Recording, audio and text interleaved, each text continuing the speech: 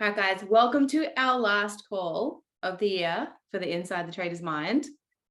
Super dope. It's been a huge year for everyone, I feel.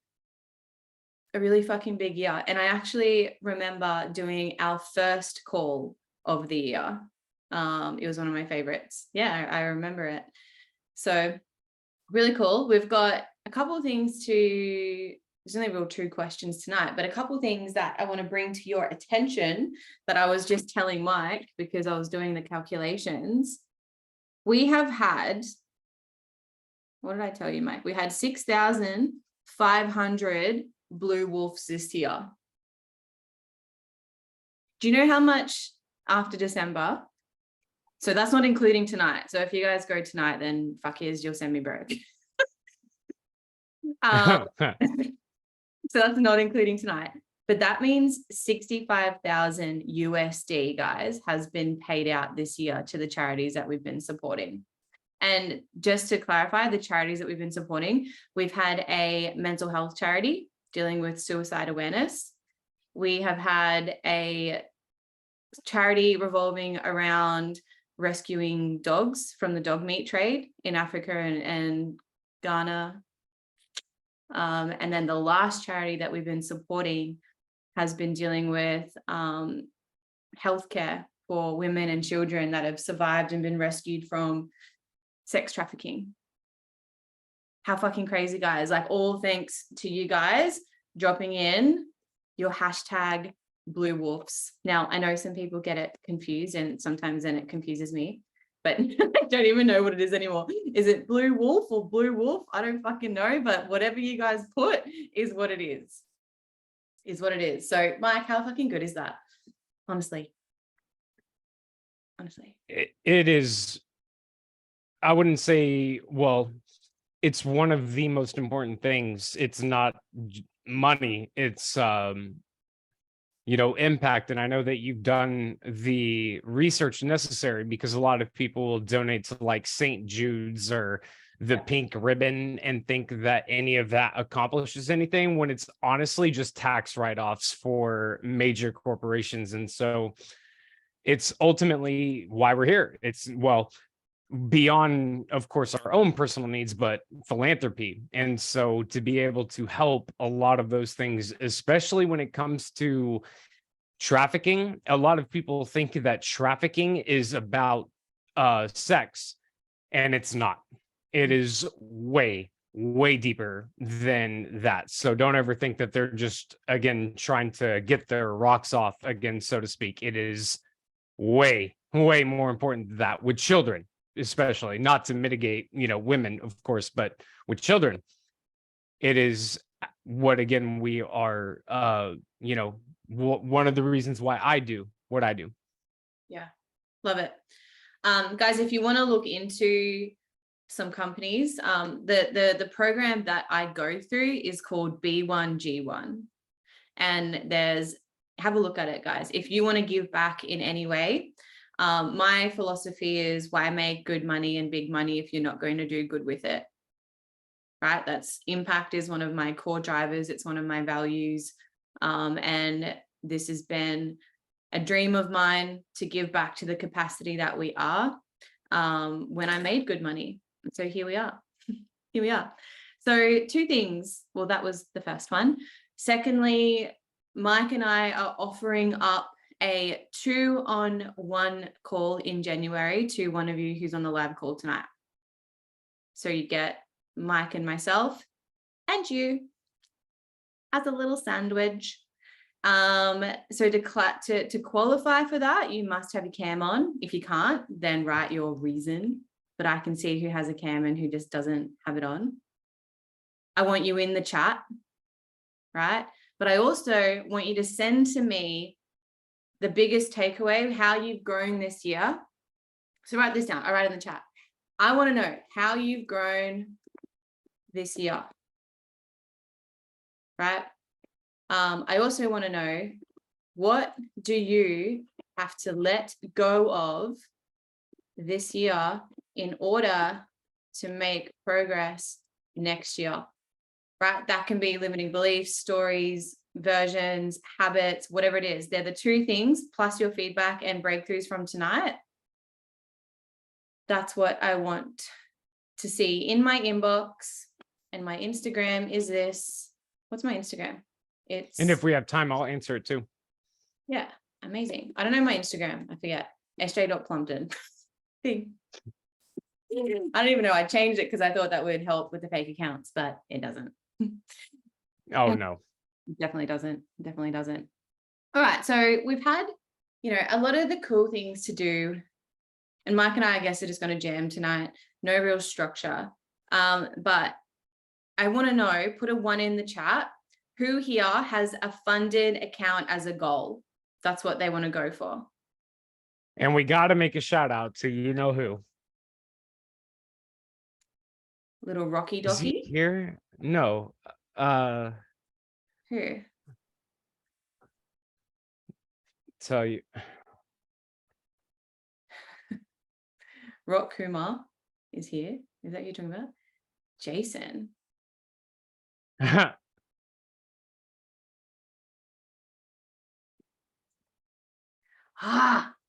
Jason Wells. Yeah, that's been over everything. Jason Walls, is one of our, he's been with Trade House Oz for the last couple of years.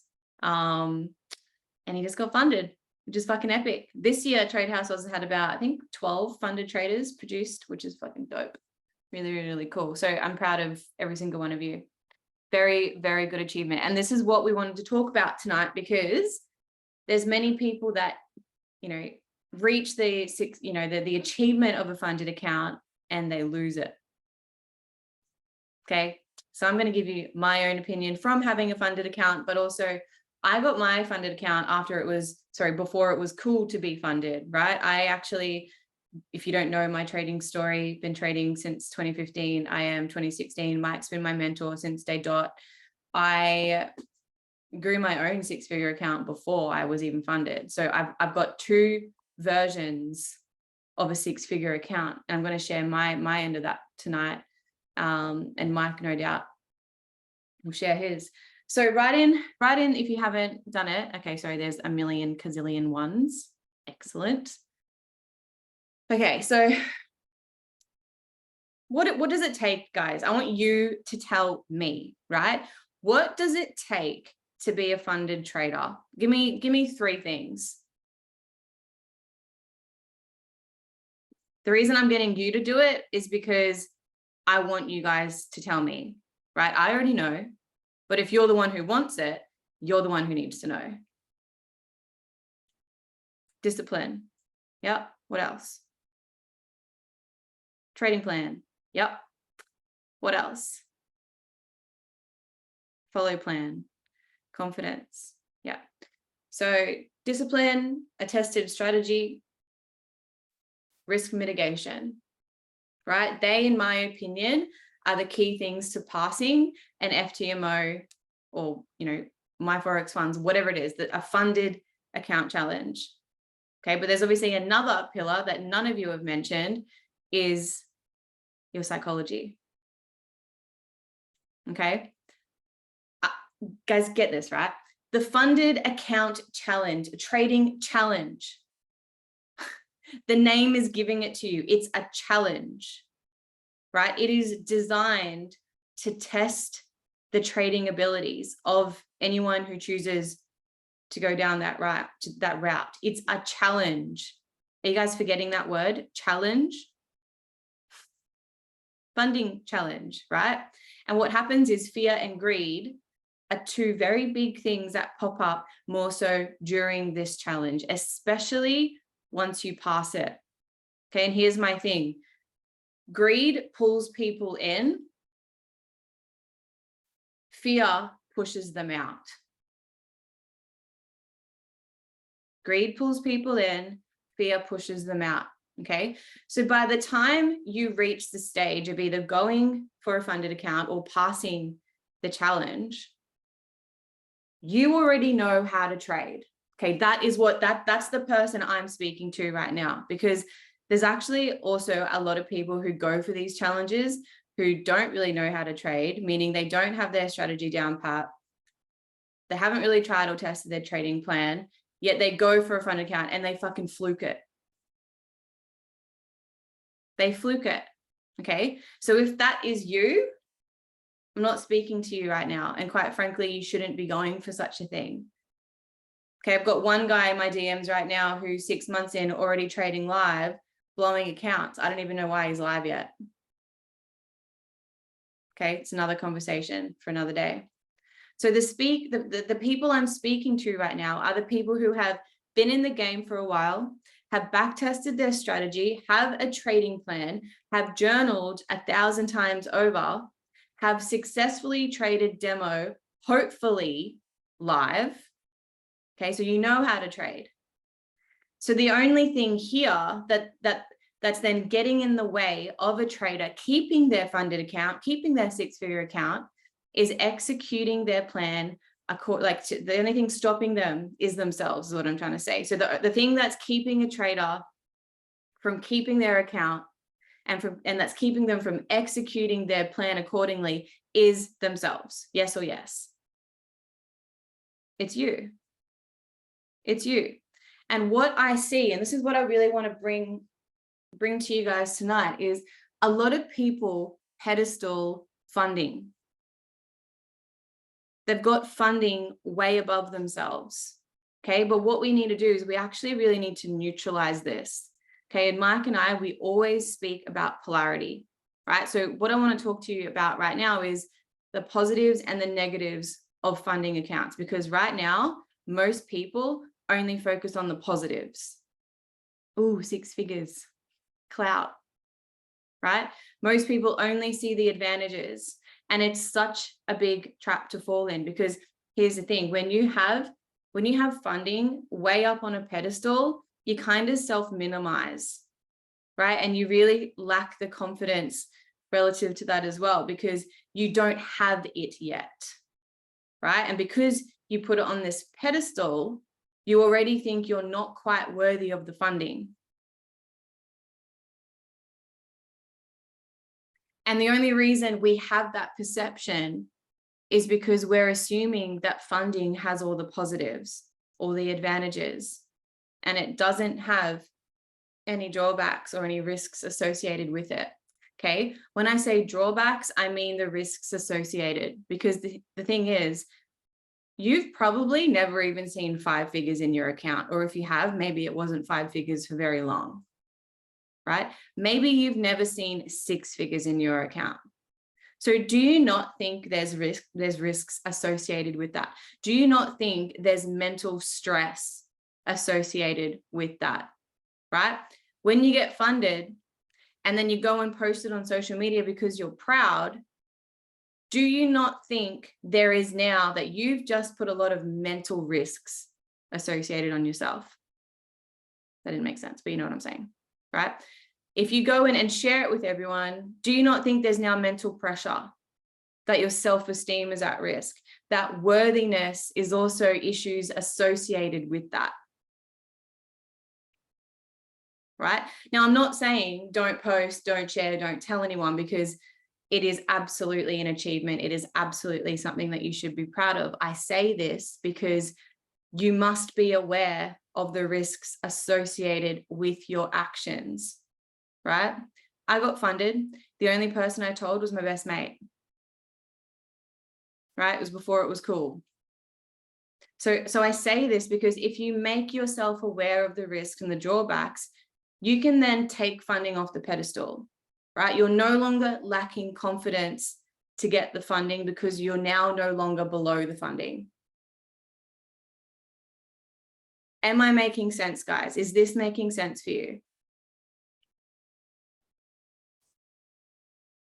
Okay, you may feel like you're on the same level as the funding if you truly think you're worthy of the achievement and attaining it, right? So going in there into the challenge, making yourself self-aware of the risks and drawbacks is so beneficial. Okay, and you know why it's beneficial, guys? It's beneficial because, like I said before, I bet 90% of the people who achieve it, who aren't aware of these things, lose their account. Do you seriously think that everyone who's posted, hey, I'm funded 3-4 years ago, 2 years ago, is still funded? Probably not. I know most of these people personally. I fucking know they're not. They're not going to share that, are they? They're not sharing that. Okay. Because here's the thing, whenever we are reaching for a fantasy, such as funding, okay, and it's on this big pedestal, these are the things you're subconsciously saying. When I get this funding, I'll then be a good trader. When I get this funding, then I'll be confident. When I get this funding, then I'll be worthy. When I get this funding, then people will respect me. When I get this funding, then people will join me and they'll stop talking shit, right? When I get this funding, then people will like me. So most of the time, when you have that language, you're actually acting from a place that's so far from where you are now. Do you guys get this? Right? Some people get funded because they fluked it. Those guys will lose it. The people who get funded and keep it are the people who become aware of who they need to be in order to actually earn that achievement.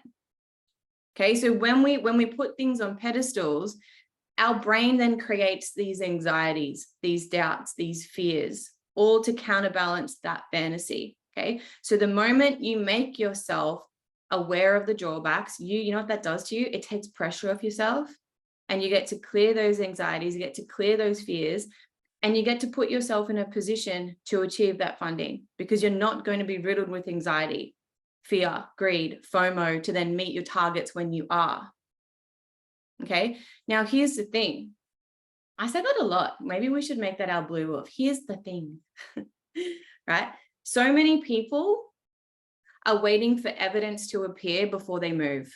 Before they make moves. They're waiting for evidence to appear before they make moves, right? They're acting from the place of when I get. They need the evidence before they can actually become who it is they need to become to achieve that. You know what you guys need to do? You need to fucking move now. You need to do what you need to do now. You need to be who you need to be now. Then the evidence will appear for you. Mikey. Oh boy, is there a lot to say about this? Easy way to start off is with a metaphor about the perception of it. If I granted you your dream car right now and it's sitting in your driveway, garage, or whatever, you have the keys. If you fail to change the oil in a Bugatti, what happens? Is a Bugatti going to, are you going to have a Bugatti long enough if you approach it in the way or the version or the mindset that we are right now? What happens to a Bugatti or a V12 engine if you fail to change the oil in it one time? How many people here need an oil change in their car right now? And they just simply have not done it. My point is that even if whatever it is that we desire or are searching for is given to us right now, are we the versions of ourselves that is ready for the responsibility? Toyotas and Hondas and things are designed to go on bad, long lack of oil changes. And again, just to operate and not an efficient way. If you fail to change the oil in a Lamborghini Aventador, literally one time, you could destroy the entire engine. I bring that metaphor up because it applies to funded accounts. People, and this isn't again to any one specific person, but even when you guys are take this even to when you speak to another person about what a or I guess just the concept. Stop. Sorry, dog. the concept of a funded account is that people think it is a cheat code and that it is a shortcut to get to wherever it is that we are trying to go, because there are bigger numbers associated with it. And like with what SJ was talking about, the pedestal and the fact that it is a 5 or even a 6-figure trading account, as opposed to anything that, of course, we have ever, potentially looked at or traded with before. The mental difference is absolutely there. And I want to absolutely make sure that you guys understand that I'm not mitigating the importance and understanding of obviously what that is. But also, with that being said, the way that at least I talk about trading, what is the difference between a funded account versus a live account that you have right now? Well, I guess the rules as well, like the challenge parameters itself. But the real answer that I'm looking for in that question is the balance, the account balance. At least the way that I talk about it, the balance of the account should not change anything other than the lot size or the risk management parameters, because the account balance should not be dictating what is going on. Because if we were to even entertain that idea, if you trade a certain way, like let's say on a $500 account or a 4-figure account, like $1,000, $2,000 account, because it is a 3-figure, 4-figure account, and that you can again easily get over the idea that it's just $500 or whatever, that training experience, all of the things that you go through simply will not apply, because you will not approach a 6-figure account the way you would approach that 3-figure account mentally, therefore creating a process of relearning and having to again go through for lack of a better term, the learning of how to trade again, because now you were on a bigger account balance. Making it redundant is the point that I'm trying to make. A funded account, guys, should never be considered a shortcut. It is amazing that, again, the possibilities that come with a funded account. But the idea of chasing a funded account just because it is funded, just because it is a higher amount, is exactly what the problem is. What I've always seen when people are going through the challenge, the challenge of whichever one, for the ones that typically do not end up seeing or I guess passing the challenge, is literally because it is a different approach.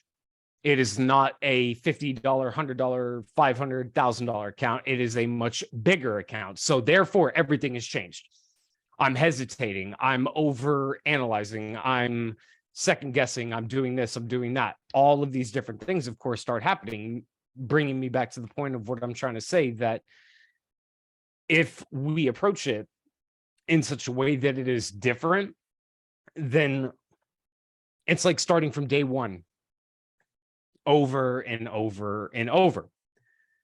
A funded account should never be talked about or understood as, this is how I can get to the results that I want quicker. Maybe, again, mathematically speaking, you could create that conversation because of the numbers, of course, but I'm more so talking about the psychology and the approach to it. I have, for years at this point, have had to, again, transition people's understanding of a funded account or anything like that from the difference in the way that everything happens. when I talk again, and I've already said this, so I'll just reiterate it right here really quickly again. The account balance should not matter. Now, really the only other distinction is the challenge parameters, like a particular time frame or particular lot sizes and things like that. And yeah, that may not coincide with the way that, again, anybody, of course, has particularly found any results. But if that is the case, then it's either, again, a transition into the way that those parameters need to be set in terms of time frame, or the time frame in terms of how long. But other than that, the idea of it being on a pedestal is like the same thing that I would use again in the concept of like being on Go Live or anything like that. When we put things on a pedestal, what is the opposite of that? Is that we are lower, that we are not as talented, as gifted, or whatever, and that we have to strive, so to speak, to get to that place that another individual or whatever might be at. And the problem with that is that, again, the idea of it being something greater than is literally the problem. There is no difference with me or with Rock or with Jordan or with anybody else other than time and commitment towards whatever it is. And you can point that to anything and everybody. The problem is, again, the pedestal. The difference in I'm lower, XYZ thing is higher, so therefore I cannot reach it.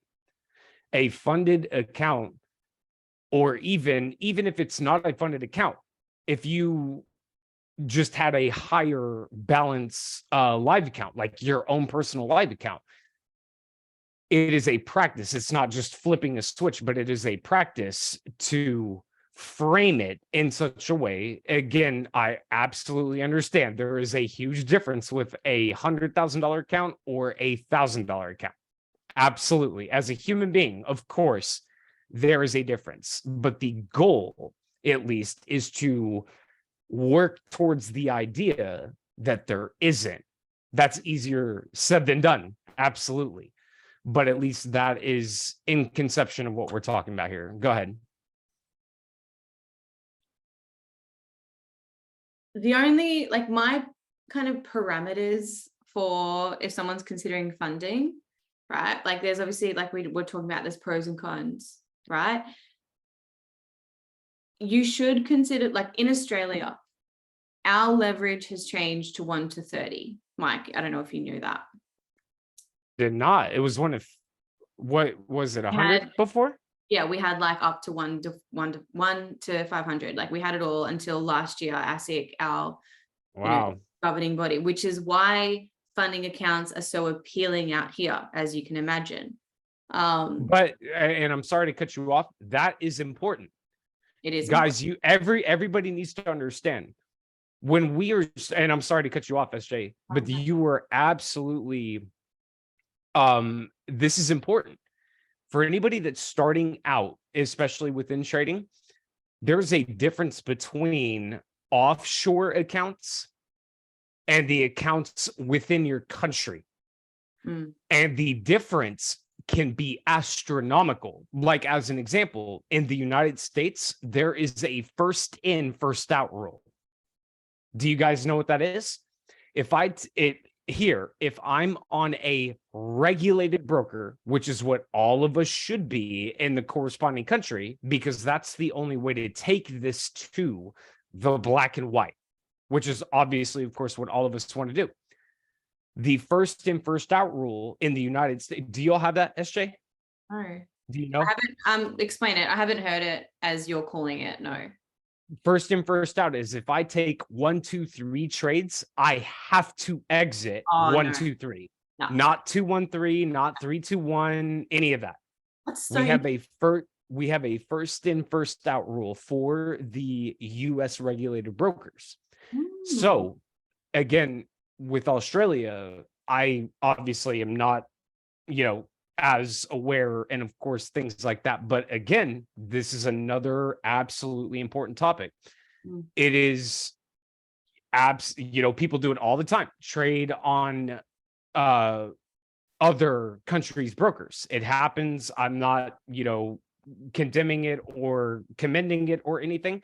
But again, if you trade in such a way to where the rules apply differently there, you're not going to be able to necessarily apply the same thing into your particular country's corresponding laws and rules.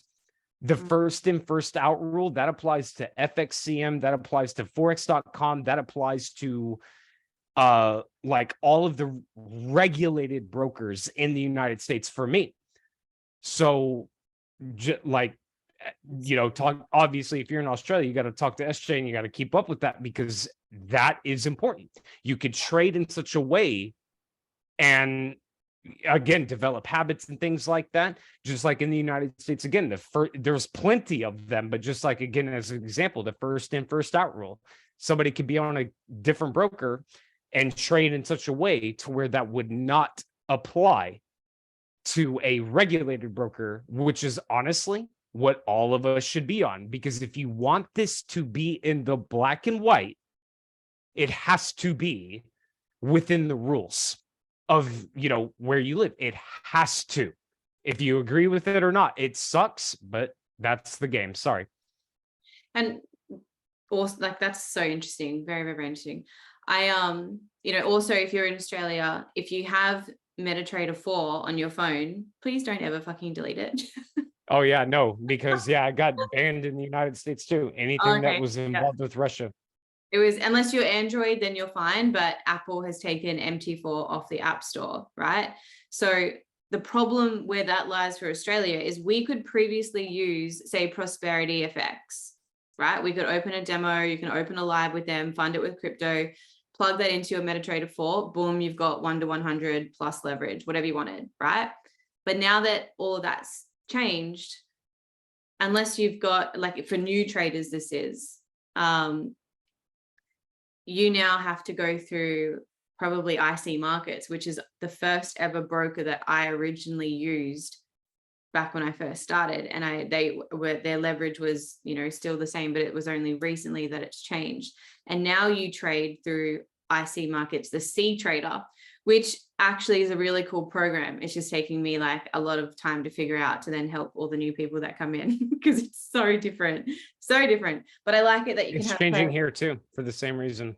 Okay. Like, like MetaTrader gone. Trailing stops, like, that's a game changer for me being a swing trader. Like, I love that. I personally just don't want to change brokers. So anyway, that's the thing. That's my problem, not yours.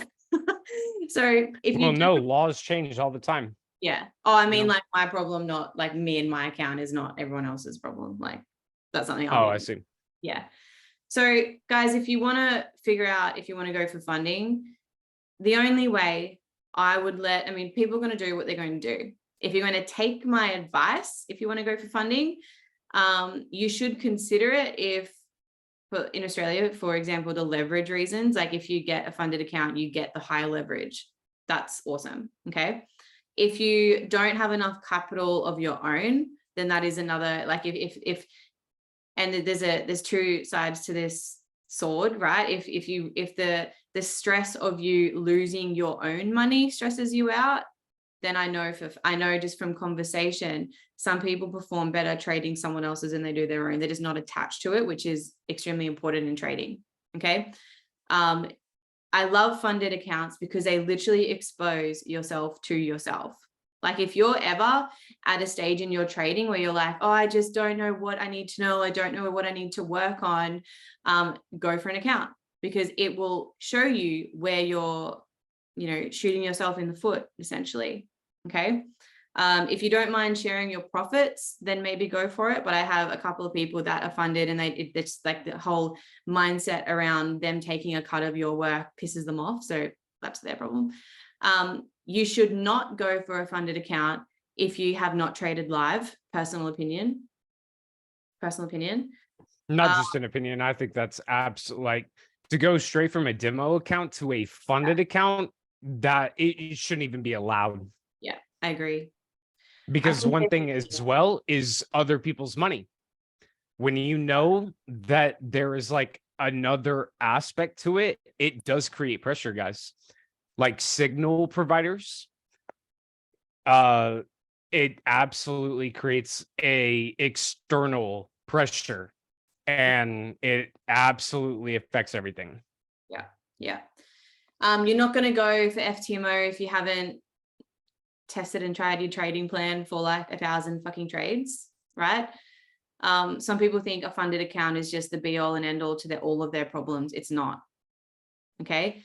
There's so many reasons why you should and why you shouldn't. There's no emotion on demo, for sure, for sure. Now, Mike, do you have anything else to add to that segment, or does anyone on the call have any specific questions? Because I'll move on to the next question if we're good there. Just it's not a shortcut. Yeah, it's not a shortcut. It's not better than you, right? And I think the next question about expectations of yourself in the markets will help kind of loop back with this as well. Now, when it comes to expectations of yourself in the markets, I think like let's say you guys looked at a chart, okay, and you've come to the decision that euro dollar has got to sell off. You know, right now, that's your bias. Okay, we always need to remember that the trader who has the most information in the game wins. Does that make sense? The trader who has the most information in the game wins, right? The person who has the most data can make the most objective decisions. Okay. They can then make, trade their plan, execute their trade, make the best decision based upon the data. Okay. Whenever we set this rigid expectation of we get on the charts and it's like, nah, it's got to do this. This has to happen, right? What actually happens in our brain, like our brain has something called confirmation bias, okay? And that is to basically only let information in that supports that expectation. Okay, so to say, euro dollar has to sell off, that's the expectation we set. We then have to find confirmation bias to find the evidence to support why it's going to sell off or why you think it's going to sell off. Okay. And this actually happens when you're actually not certain. So then you seek information, you seek more information, and you seek evidence to support you. Okay. You don't let any other information in. Okay. And you have to keep in mind that with that way of thinking, you're literally cock blocking yourself to important information, to things that could be really important to you, meaning like risk cues, exit rules, maybe, you got to add to your position. I don't know. Right. But remember, the person with the most information wins. Okay. So something I like to pass on to my new traders is to train them to watch their expectations and to not set any outcome based to not set any outcome based on expectations of what you think is going to happen.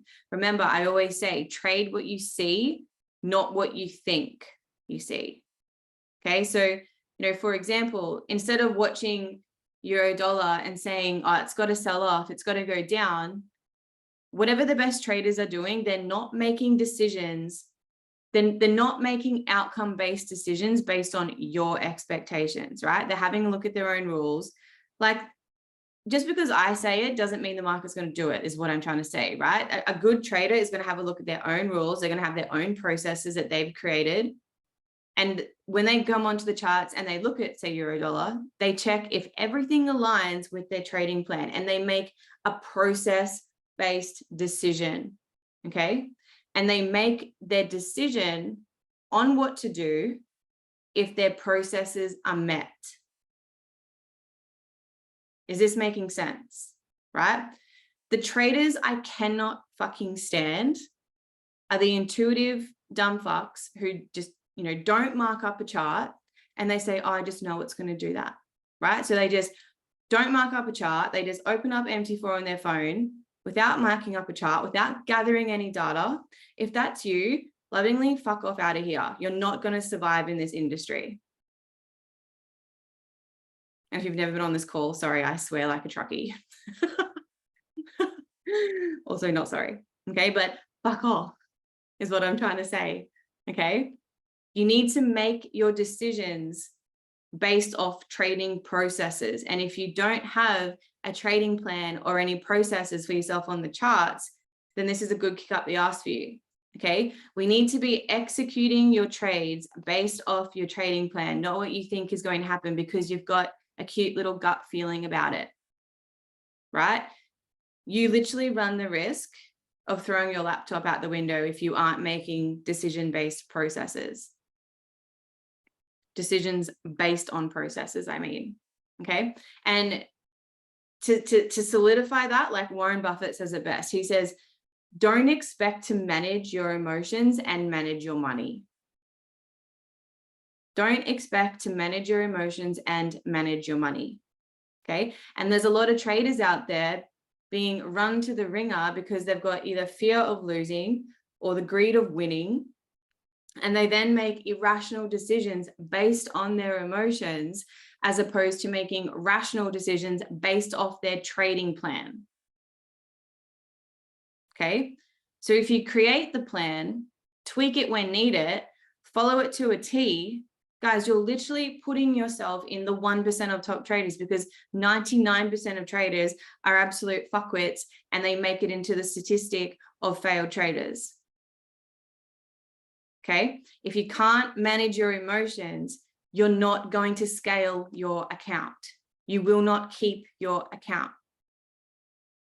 Okay. So another thing with expectations is we must remember that trading is one part of our life. One part of our life. So structure really helps with expectations. Like, who here, and be completely honest, who here does not have a pre-market routine and you just get home and go lappy time and open up and next minute we're on TradingView getting into trades? Who here does not have a pre-market routine? Thank you for your honesty. Nani, you've been an OG for fucking years. I love you so much. Is Nani the only one that's going to be honest? It's a simple question, yes or no. Who has a pre-market routine? Cool, moving on. So I usually ask traders, and if you're on the masterclass last week, I asked you this too. Where do you want to be in 3 years, 5 years, 1 year? Okay. Most people have a pretty vague idea, but they don't necessarily know where they would like to be within their trading. They just know they want to make millions and be funded and have a fucking Lambo. Okay. But if I were to ask you guys right now, where are you at with trading right now? Write it in the chat for me. Where are you in your journey right now?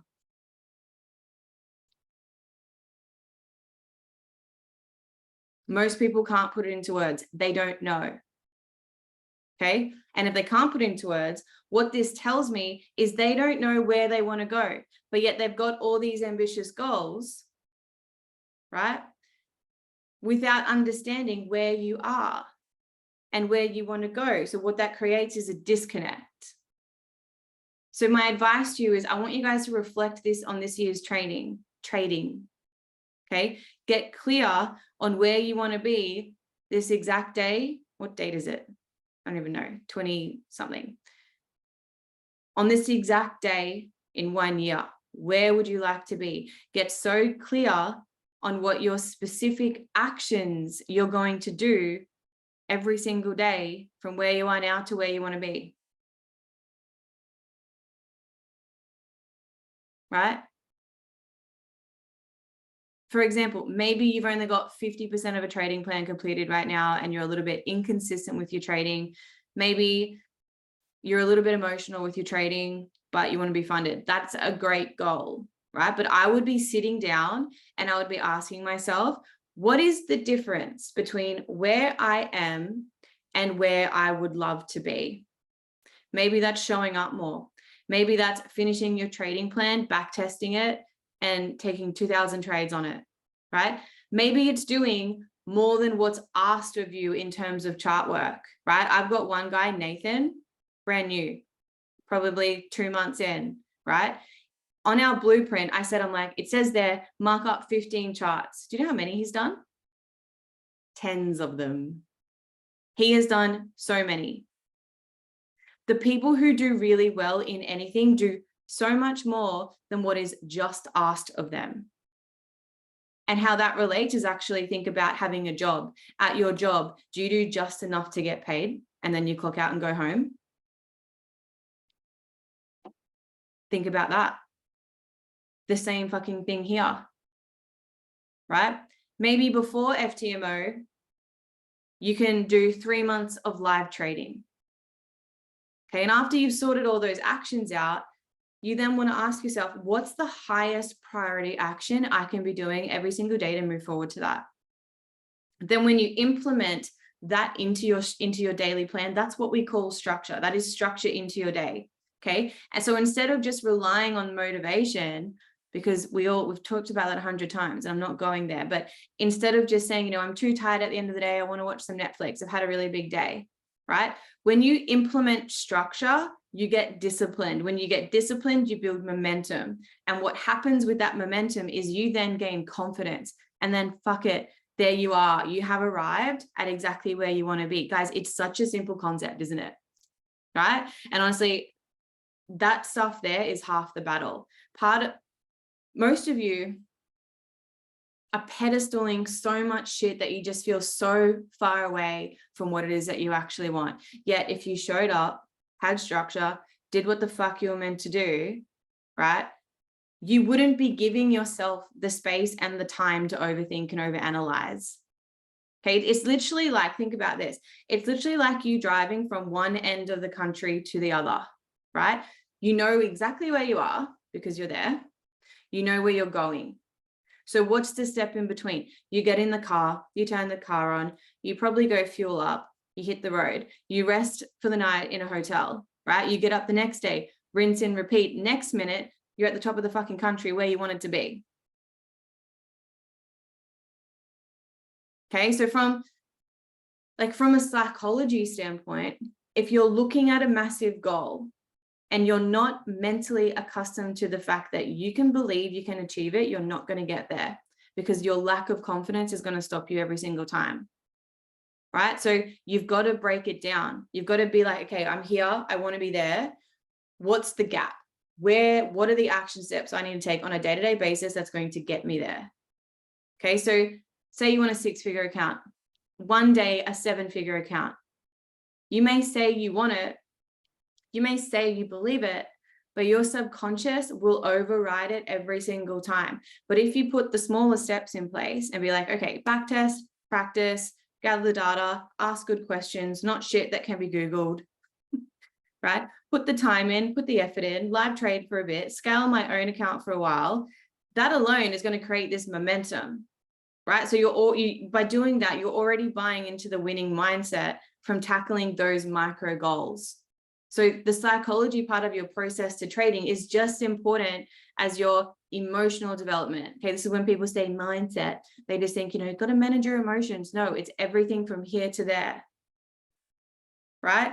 And like I've said time and time again, before I hand it to Mikey, the key principle that differentiates consistent traders from inconsistent traders, from great to amateur traders, is they're the master of consistent focus on the process, not the goal as such, the process. Okay, so they really detach themselves and they couldn't care less about one single trade, right? They've trained themselves to not think trade by trade because they've expanded the time horizon, and they're now thinking in terms of 100s of trades or thousands of trades, not, oh, SJ, I've taken 10 and I've lost 7. Great traders are beyond that thinking, guys. Amateur traders get caught up in that shit. They're trying to seek the win after taking the loss. Okay. And they're stuck in this polarity of seeking the pleasure from winning to avoid the pain from losing. You've got to transcend past this stuff. Okay. Because I'm going to say it once again, so you guys fully get it. The great traders use process-based decision-making, right? While rookies, guys, the noobs, whoever said that in the chat, noobs use outcome-based decision-making. So whenever you see consistency in someone, that's because there's a system in place. There's a system that they're following. So ask yourself, guys, what does the best version of myself look like? What does the six-figure trader of myself look like? Then build a system around that so you put yourself in the best the best position. Right? When you go into next year with your trading, I want you to remember this. The great ones don't fucking dabble. We're not dabbling here anymore. No more dabbles. Okay? We've all heard to know and not do is to not all it to what is that saying? To know and not do is to not know it all. So fucking obvious, so basic, right? But while we understand many of these things that we constantly repeat to you guys intellectually, putting in consistent, deliberate practice is actually not the norm. Not when we live in this social media, instant gratification world. Guys, putting the work in, that's actually not the norm, right? And a lot of people struggle to bridge the gap between, yeah, I get what you're saying, to I am doing it. I am an embodiment of that. So remember, knowing something isn't power. Knowledge applied is power. So we do not address the gap between what we say and what we do, right? Because intellectually we might know everything, but in your reality, guys, in your trading results, you fucking know nothing. You know nothing. So we've got to remember the subconscious mind doesn't respond to logic, right? We all have these things we want to change, or these things we want to implement, but simply telling yourself that you're something is not going to change your beliefs. This is why affirmations, if you know my opinion, affirmations, they don't do shit. You sitting there having, I am a successful trader in my trading plan. Like, can we laugh at that, please? I'm a six-figure trader. I'm a disciplined trader. Fuck me. Like, how are you going to get there if you don't follow your processes? Thank you, Mike, for laughing, because it's seriously so retarded. Can I say that? Or am I going to get cancelled? I don't know. Sorry, no offense. Both. Wait, I'm going to get cancelled? Not from probably people on here, but oh my God, the self-help culture. Yeah. How's this landing for everyone? Can't wait to see where Mike's going to go. He's just like, I'm done. I'm done with the self-help world. Oh, I was waiting for you. I have I'm done. 3 hours worth of shit I want to say, but I guess keep it in the line of like the expectations we set. If they truly want to be who they want to be as a trader, what are we doing? Oh no, I'm about to fuck off the walls here. And but like in a way that I hope will be helpful, because I don't want to reiterate everything she just said. Because everything that she just said was absolutely in terms of trading.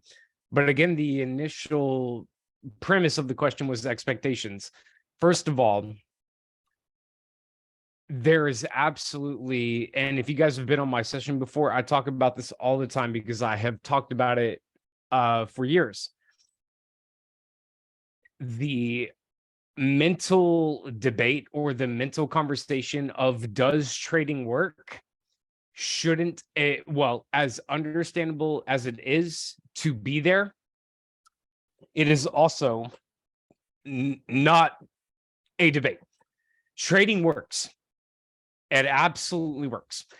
It's not up for conversation. But SJ hinted on it earlier that we have to see it to believe it, which is, of course, the exact opposite. When you get to the real truth of everything, you have to understand that it's possible before anything becomes possible. But that's absolutely not what I'm talking about here. If you guys have been on any of my sessions before, maybe this might be a little bit of a over cap or a recap of it. But guys, we were not taught how to do this. And this matters because SJ absolutely talks about, or what she was talking about was the expectations when it comes to risk management, when it comes to trading, when it comes to the nitty gritty. But I wanted to express this because we're at the end of the year and the markets, especially like next week and the week following after that, a lot of stock exchanges are going to be closed and the price action of the market is going to be very spotty. And this is usually the best type or the best time for reflection over not just this year, of course, but in general. Trading, by definition, guys, I really truly hope not that just you agree with me. I'm talking about from a belief, like you're standing on this understanding that the belief of what trading can do is not only possible, it's achievable. It is not a question of can it. It is, are we going to do it? And I don't mean that to be, cliched in the, self-help community bullshit, because I don't prescribe to any of that. I only, bring that up because it is important to make that distinction that the metaphorical vehicle of trading, the skill set, and even when you guys are speaking to other people, it is imperative to develop that foundation for ourselves and for anybody else. It is not a question of if it is possible. The real more important question is expectations. Me and SJ have been like kind of talking, I guess, like over her day. And SJ, I'm going to bring up a tiny little bit of, shit that we were talking about. And guys, hang with me because I promise you there is absolutely, like, the entire time that she was talking, I was formulating what I wanted to say. We come from a world, and usually, especially like on Go Live, first of all, I can't really, I choose to, as an ethical reason, not to ever kind of go after these particular topics. But in this particular case, fuck it. I will step on some toes. I have a huge problem with the way that the world operates. It also, again, perpetuates a lot of the things that I do, the way that I talk, the things that I impose on people, Go Live, this right here, a lot of it. And the reason why is because the current belief systems and the current way that we all operate, guys, is exactly why we are in the position that we are in. Remember, by the way, that the metaphorical vehicle of this platform, of this company, of the skill set and learning how to trade money for money, all of that exists, but that's not what I'm talking about. But just remember, again, we are blessed with that. But what I'm talking about is, again, the problem. We come from a world that does not teach us this, that does not want us to do this, that does not ever again want to perpetuate the idea that financial independence is not only possible, but achievable. The system itself depends on our dependence of the system. What does that mean? If everybody was financially independent, do you guys understand how much of a problem that would be? Let's not even say everybody. Let's just say a vast majority of the quote unquote just normal people in the world. And let's even use trading as an example. And they, all of these people became financially independent. Do you guys have you ever considered what would happen? It would send the world into chaos because it is a capitalistic society.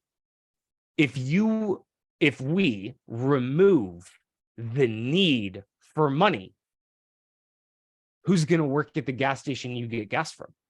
Who's going to work at your grocery store that you get groceries from? Who's going to drive the semi trucks that move your groceries or whatever from point A to point B? Who's going to work at the oil rigs? Who's going to fly airplanes? Again, if we were to eliminate the necessity for money, guys, what would happen? It would, everything would change. I bring this up because not only is it, again, a reality, this needs to be understood as an expectation. I'm not, talking out my ass for no reason. This is absolutely still congruent to what SJ was talking about. We have to understand what it is that we are really doing here. Do all of us really understand what we're asking for? This is not something that we were ever taught to do. In fact, we're taught the opposite. We're taught to trade time for money, right? Are you guys like me, even though if all of you guys are in Australia, even though I'm in Texas, we're taught to trade time for money, right? Maybe I'm wrong. Maybe there's one person here, but we're not, at least as an assumption, we're not taught to trade money for money. Just that is a unbelievable amount of, progression, mental battles, the discipline, the emotional intelligence, the number management, all of that. Because let me pause on all of that for a second. Guys, trading, looking at the charts, having risk management, deciding if it's going to be the blue button or the red button. Stop bullshitting. It is not difficult. It is extremely redundant. It's going to go up or it's going to go down. If you manage how much you win and how much you're losing, this is not rocket science. But we as human beings turn it into, open heart surgery.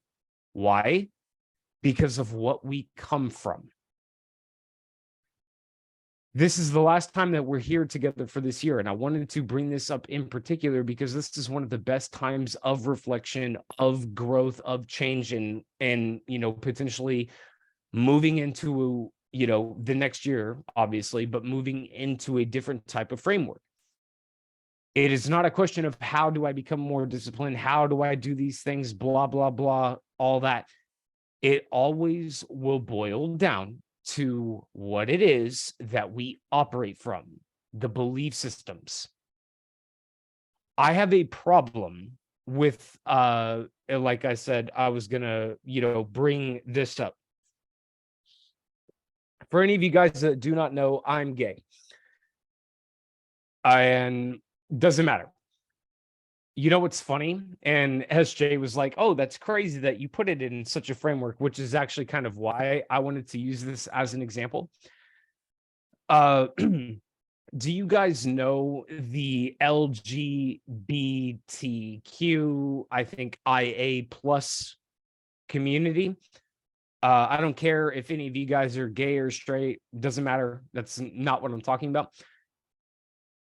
You know what's really interesting about that? And I'm using this as an example.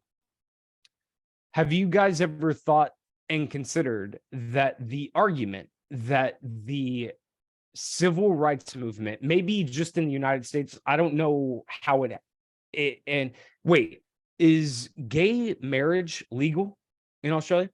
It is. I don't know how that happened. So I guess let me just strictly speak from, what I know. In the United States, the entire argument for, the homophobic movement, for the civil rights movement in the United States, I don't know even when did gay marriage become legal in Australia? I don't even know. I don't even know. Yeah, I should do more research into that. But at the moment, it doesn't matter. The argument was that you cannot choose what you're attracted to. Now, whether you choose to believe that or not, we're not here to talk about politics. But with the trans community, and this is why I personally have an issue with it, is that the trans community will suggest that it is not a inherently born decision, and that it is a spectrum, and that it can be chosen, and that you can move from one way or the other.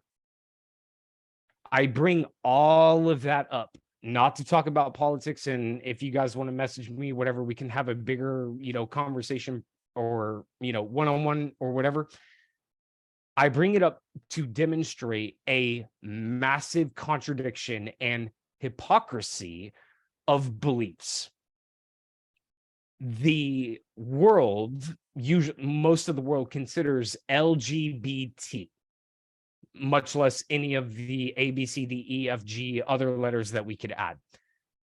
The trans movement quite literally contradicts the gay and lesbian civil rights movement when we're talking about it in a legal perspective, when we're talking about it in courtrooms. The civil rights movement for it was that as a gay person or lesbian woman, you cannot choose who you were attracted to. But on the other side, and especially what it has become today, now it is no. You are not, condemned, so to speak, to a particular, point of view, but you can shift.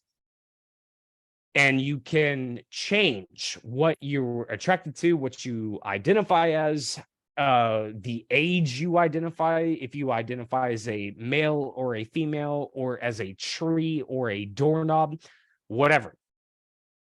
They go against one another. Now, I used that as just one example, but if you guys can think about it in a society perspective, which is why I brought any of this up, can you see the contradiction? When people say LGBT, the letter T is going against what the other letters literally say. But nobody talks about it, as if like it's not even an issue. My point is, guys, is that not only are we not, to kind of finally bring this all together, not only are we not taught how to be traders, not only are we not taught how to be entrepreneurs and financially independent and all of these other things, not only that, we are taught the opposite. And we are taught, for lack of a better term, and at least I'll just speak from my perspective, we're taught lies. In the United States, they say Benjamin Franklin is the person who discovered electricity. Wrong. They also say Christopher Columbus is the person that sailed over from Europe and discovered the United States of America. That is also demonstrably not true. There has been people in this continent for thousands of years. Christopher Columbus did not discover the United States of America. But that's what I personally, that's what I was taught my entire life in public education in the United States, and everybody else in the United States as well. Right now, that is what textbooks say, because that is the narrative and the story. It is a lie. I'm done with the examples. I could do this all day with all sorts of things, not to be political or anything like that.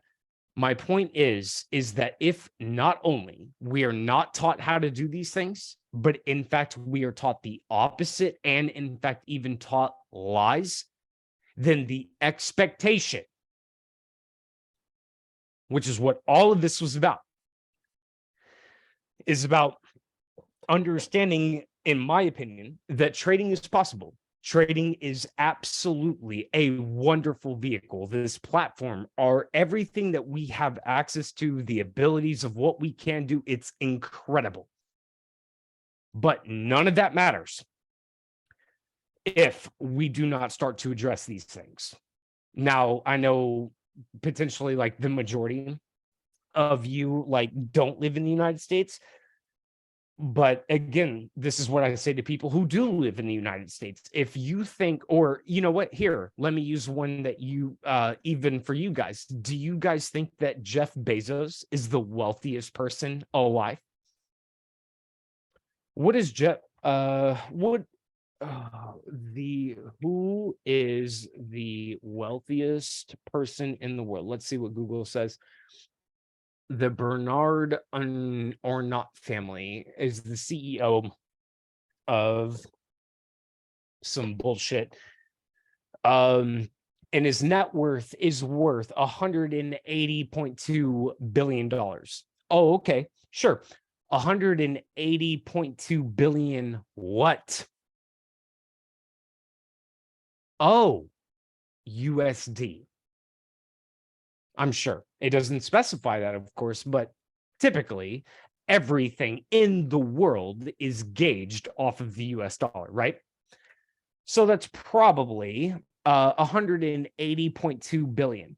So as far as Google, I literally Googled who is the wealthiest person in the world, and it gave me this answer of Bernard. You could do this same thing. Okay, so sure, he's worth, or this family, whoever, doesn't matter, I don't care, 180.2 billion. Do you think that, well, first of all, again, 180 what? Oh, US dollars. Well, what about the people that literally print the US dollar? Do you think that they're ever going to expose or put themselves on Google as the quote unquote wealthiest people alive? We are literally saying that whoever this is, I don't even know who this is, or Bezos or Zuckerberg or Elon Musk or any of the other popular terms, we will gauge their wealth off of a system that was designed by other people. They own the printing machines that literally construe the wealth that me and you and everybody else in the world will use to gauge Jeff Bezos's worth. Jeff Bezos is worth, whatever, $200 billion. Do you really honestly think that Jeff Bezos is the wealthiest person alive? He's not even close. But again, I'm sorry, I did say that was the last example. That is truly the last example. None of these people that Google or any of these people will say are anywhere close to the wealthiest people alive. Because sure, this person's worth 180.2 billion US dollars. Well, what about the people that quite literally own the printing machines? But nobody ever talks about that. Because of course they own the news corporations, they bought them all up. That's all, I could go on and on and on. My entire point, guys, is that the expectation also comes with the responsibility of challenging the beliefs that you currently have. And that's what all of this was about. It's not just trading. It's not just charts. It's not just price action. Our habits, who we are as people, is a reflection of what happens in the charts.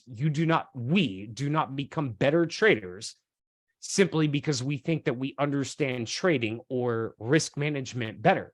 We simply must become more developed as human beings. We must understand the game that we are playing. If you were asking for more, then by definition, you will be tested more. It's just how it is. There's no way around it.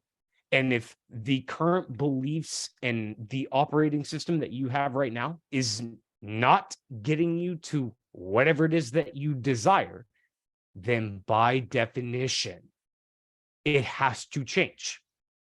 It is not trading. It is not drop shipping.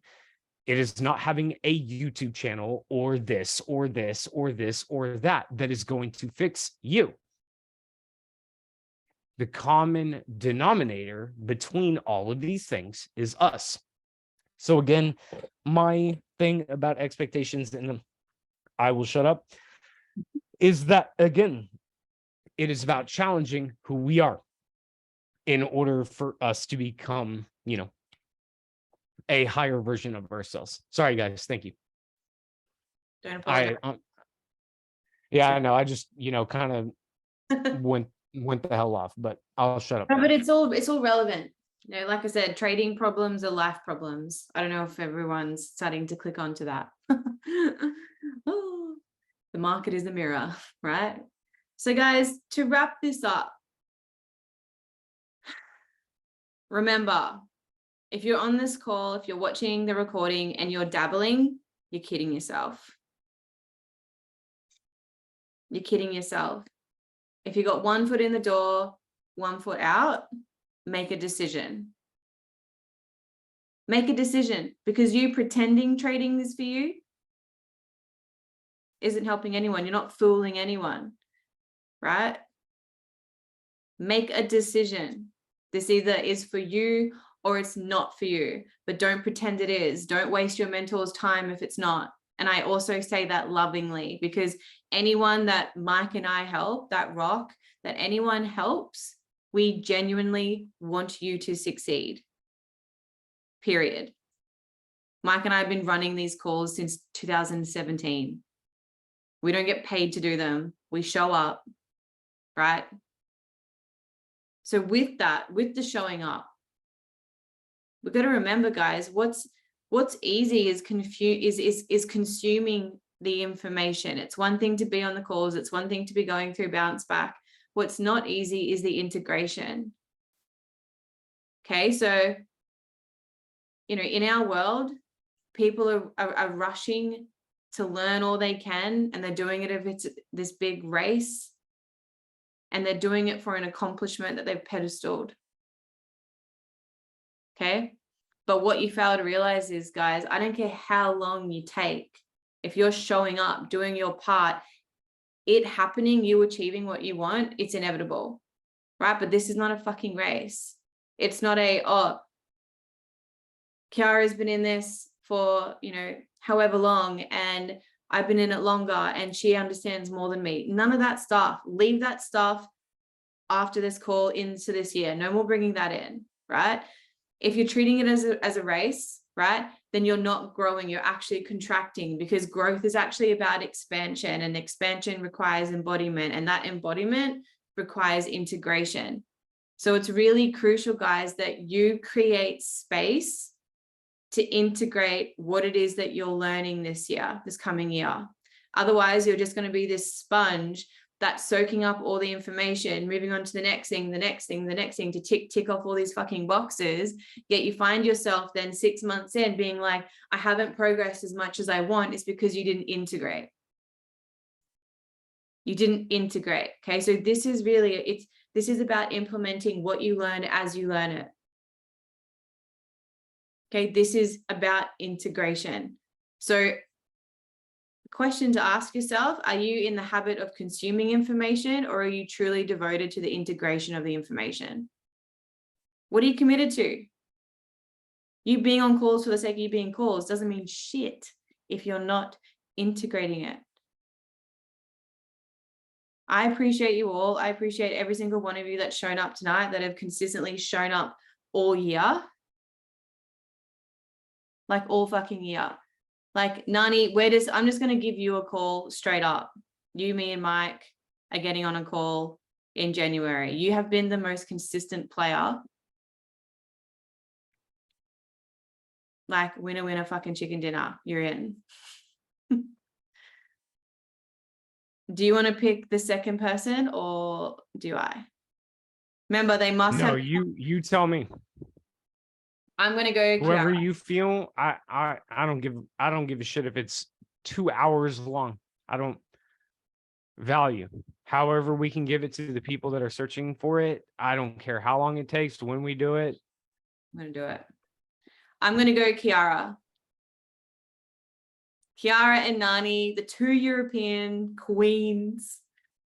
I'll be in touch for January. I won't talk to you before then. I mean, I may. Hi, you don't have to, you can message me. But I mean, about the call, I will get in touch with you about the call.